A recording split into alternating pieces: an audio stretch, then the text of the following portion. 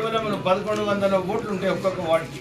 So మీరు అందరికి పేరున ఒక్కొక్క ఇంటికి వెళ్ళి అందరితో క్యాంపెయిన్ చేసి మన ఓట్లన్నీ కూడా, ఎందుకంటే చిన్న కాన్స్టిట్యున్సీ ఉన్నప్పుడు, తక్కువ ఓట్లు ఉన్నప్పుడు అందరూ కూడా ఆశిస్తుంటారు, ఎదురు చూస్తుంటారు, అరే మాకు వచ్చి అడిగినరా లేదా క్యాండిడేట్ అడిగిన వాళ్ళకి వాళ్ళు ఓటేస్తారు.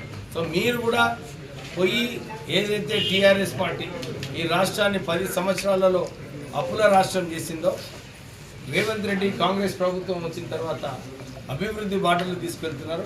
ఎందుకంటే మొన్న ఈ మెదక్ మీటింగ్లో రోహిత్ గారు ఏదైతే చెప్పినారో, ఈ కాన్స్టిట్యున్సీకి 200 కోట్ల రూపాయలు తీసుకొచ్చి దాంతోపాటు ఒక ఇంటిగ్రేటెడ్ స్కూల్ కూడా రామాయణపేటలో 250 కోట్ల ఇంటిగ్రేటెడ్ స్కూల్, అంటే ఇవన్నీ అభివృద్ధి కార్యక్రమాలు చాలా తక్కువ ఎమ్మెల్యేస్ దగ్గర శాంక్షన్.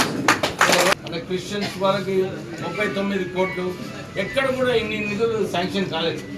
సో మనము మన ధైర్యంగా, మన కాన్ఫిడెంట్గా ఏదైతే అభివృద్ధి కార్యక్రమాలు మన కాంగ్రెస్ పార్టీ, మన ఎమ్మెల్యే గారు ఇక్కడ చేసినారో, దీన్ని ప్రజల దగ్గరికి ఒప్పించి మెజారిటీ సీట్స్ 12లో 10 సీట్లు మన కాంగ్రెస్ పార్టీ గెలవాలని చెప్పి అందరితో కోరుతూ ముగిస్తున్నారు.